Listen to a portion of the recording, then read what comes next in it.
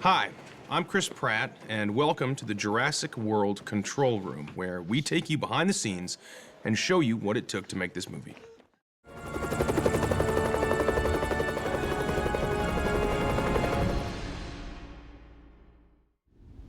There's an American Navy man here, part of a research program one of my companies is running. Owen Grady. I know who he is. His animals. Derek Connolly and I have a kind of hero that we felt was appropriate for this film, and we create a mystery and a question that you want to have answered. And so by the time you meet him, you're so intensely focused and interested on who this person is actually going to be. We have Chris Pratt as Owen Grady, who you don't meet until about 15 minutes into the movie, and yet you hear about him and you hear about what he's doing, and we build up the legend of this man. And so when you finally see it, where you rise up and you see him silhouetted against the sun, and then he says, "Eyes on me." Eyes on me! As a hero, to have an iconic entrance is kind of a requisite, especially with the kind of classical filmmaking that we were applying to this, because it's a Jurassic Park movie. Owen! Just wants to teach people some humility. You know, Owen is an animal trainer, so I started in my research process just talking to people who train vicious animals. There's a guy named Randy Miller out of Big Bear, California. He has a company called Predators in Action, and he trains all kinds of giant animals for simulated attacks in the movies. And so I got to go up to his place in Big Bear. He showed me the ranch, and I got to see him work with these animals. And so some of the finer nuances of controlling the animals and just the techniques, that kind of stuff, I got to see firsthand from a guy who actually does it in real life. So that was one of the ways that I did a little research to try to create an organic bond between man and beast in this movie. How many lives would that save?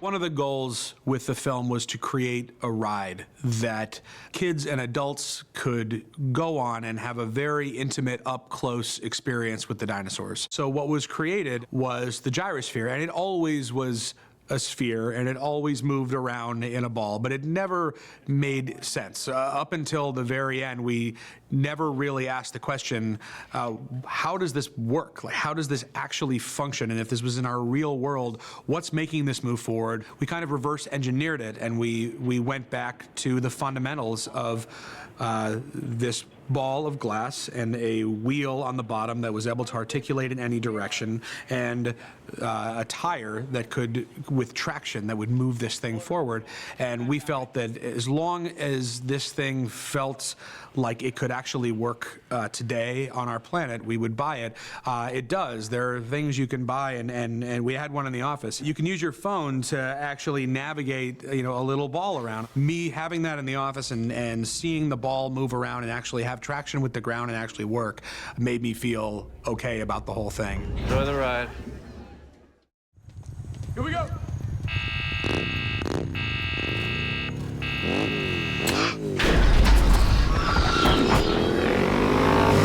I have a history with motorcycles, and it's not a great history. I fall off them all the time. I've never been a great motorcycle rider. My confidence quickly outgrows my skill, and so I'm tentative for a while, and then I think, oh, I got this, and then I gun it, and then I fall and nearly die. Well, I did a lot of motorcycle training for this movie. It's pretty neat. It's kind of iconic. It's like, I felt like Steve McQueen. I'm riding this old school motorcycle through the woods, in the dark, right at the camera, slowing down and feathering the clutch and like looking up at the camera. I don't know. I never really have felt like a movie star before, but in that moment I came close.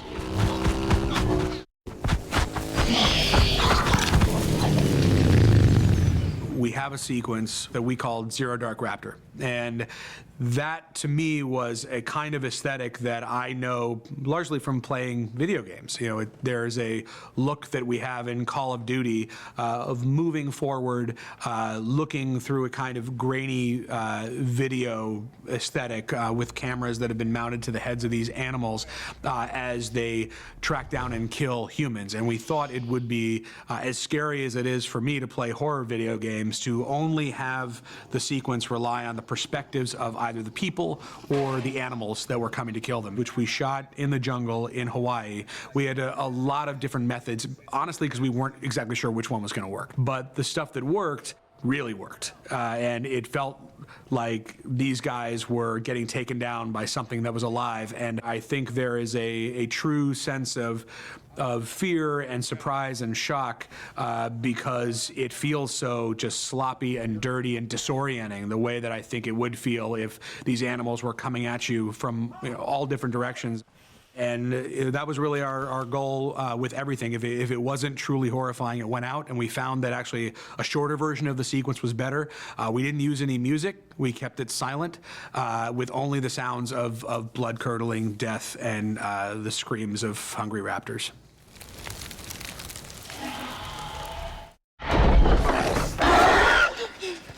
The final sequence was not one that was improvised at all. That was the one time where we actually had to be extremely precise according to a plan that we had worked out months in advance when we did the previs on this sequence. And so using this motion control system, we were able to take our actors through a series of moves that would connect to create long, fluid shots.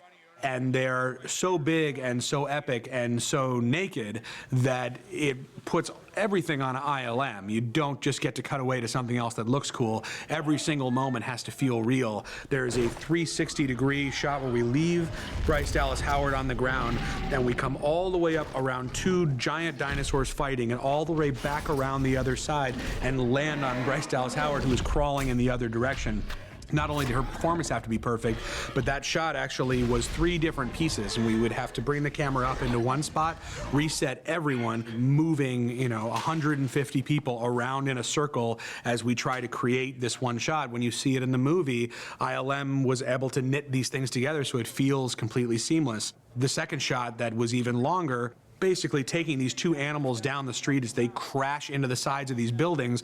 We actually put a camera on the back of a motorcycle and drove the motorcycle inside a building, following our actors, and then back outside the building as the camera leaves them behind and finds the dinosaurs. It was extremely complex, and it's not something that I even entirely understand. It involved ultimately hundreds of people to make work, and it's a sequence I am so proud of, and I am so grateful to everybody who was involved, because I just think it's one of the most spectacular dinosaur battles I have ever witnessed, and I won't say ever will, because you never know.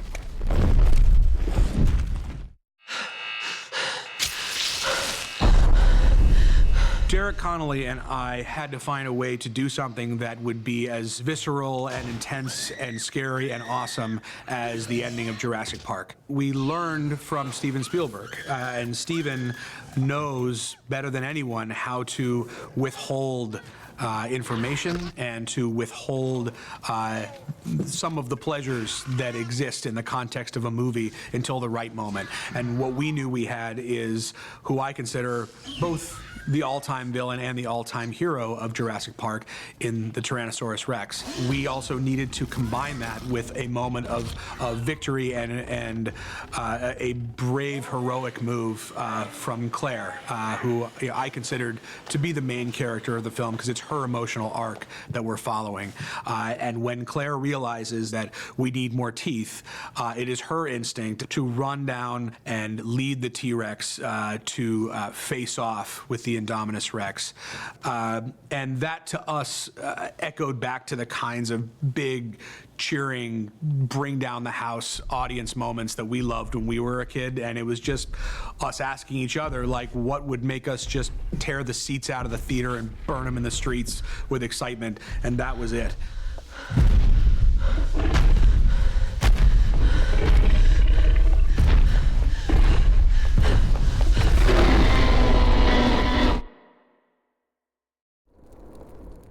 Seeing it on screen, it's movie magic. And in the process of making it, there are moments that are very surreal and you have a lot of fun, but like anything, like a magic act in Las Vegas, it's work, it's preparation, and to pull it off and to have your audience captivated is the result of thousands of people coming together to